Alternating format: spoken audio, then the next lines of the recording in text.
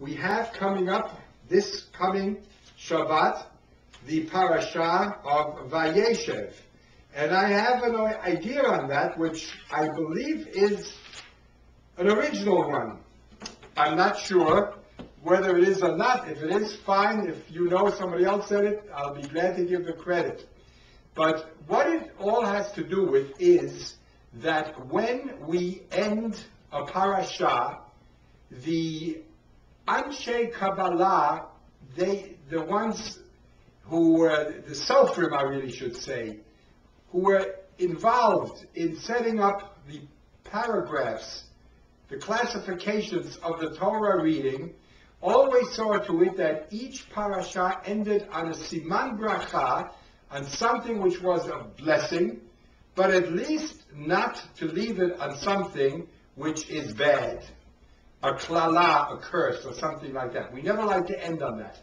And all the Gabaim know, those who are Gabaim in Shul, that when you have to make a hafsakah, when you have to add some people on Shabbat, if there's a simcha at the end, they always look for the break to be at a good point, never a bad situation. And that leads to a very interesting question of how Vayeishev ends, how that Sedra ends. Let me read you the closing pasuk, the closing sentence. V'lo zachar sahamashkim et Yosef vayishkachehu. And the wine pourer did not remember Joseph, and he forgot him.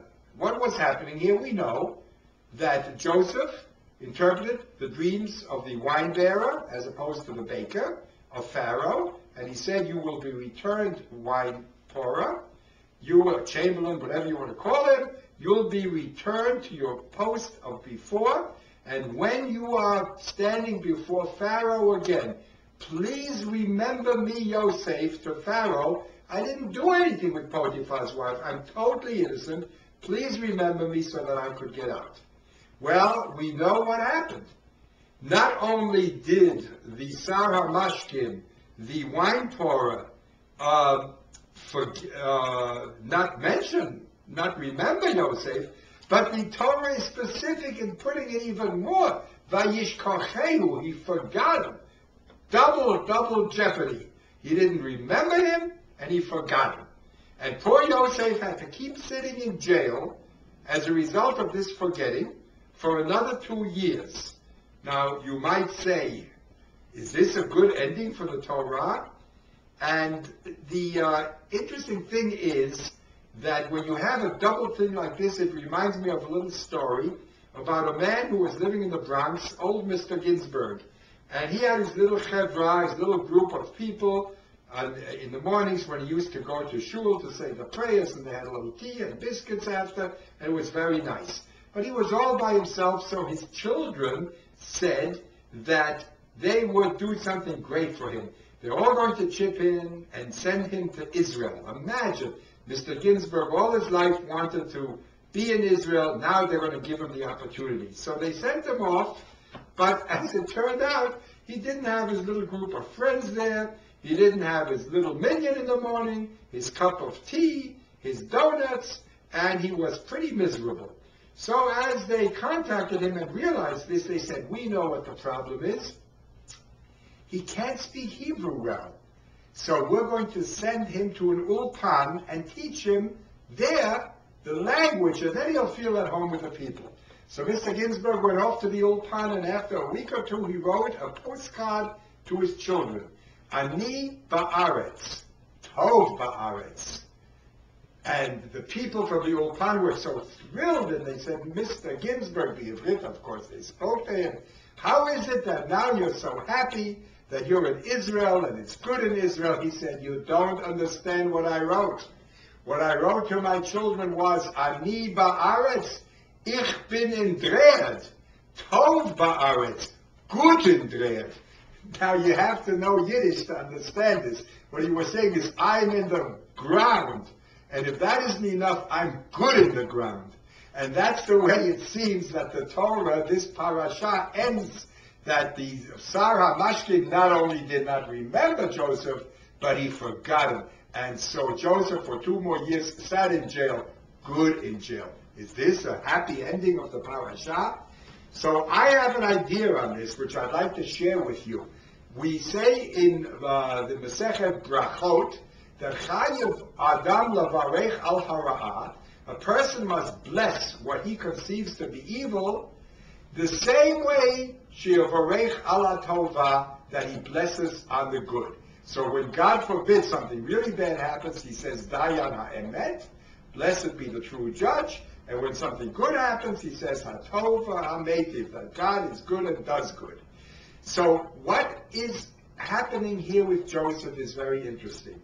In the short run, certainly it was not good. It was a bad ending of the parashah for him. But in the long run, it was the greatest blessing that could have happened for him. Why? Because had the Sar HaMashkin, the wine pourer, remembered Joseph to Pharaoh, and Pharaoh would have said, all right, get out, Eved, what did he call him? Nar Oivri, you little Jewish boy there, go out. He would have paroled him, they would have tossed him out the back door of the prison, he would have gone back to his father Yaakov, he would have told Yaakov what happened, his brothers would have started a riot, the whole family would have been destroyed, and Jewish history would not have continued as God intended it. But so what happened instead? 2 more years he had to wait.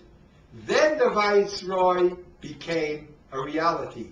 He became the ruler under Pharaoh of Egypt. You know the story. And because of the fact that the Sar HaMashkin, the chamberlain, remembered Joseph at that point with the dreams, that's how Joseph became the Viceroy of Egypt, and the family was reconciliated later, and Jewish history continued as it should. So I think there's something for all of us to realize here, that we should never conceive, Judaism doesn't conceive, of there being a total evil, just a plain evil without any redeeming factors in it. We believe that no matter how bad things are, there are always the seeds of good coming. Vayi Erev, it's evening, but Vayi Voker, the morning is coming. And that's what we should remember when we have troubles. Yes, it may seem bad at the moment, but if we can just hold out and just keep looking for the good will come. And now, it also being the eve of Chanukah, let's always, instead of cursing the darkness, light candles and bring light into the world and be an Oel HaGoyim, a beacon of light unto the nations. Or Chadash al Zion Ta'ir, may a new light shine upon Zion, and may we all merit and be part and enjoy the new light. Amen. Shabbat Shalom.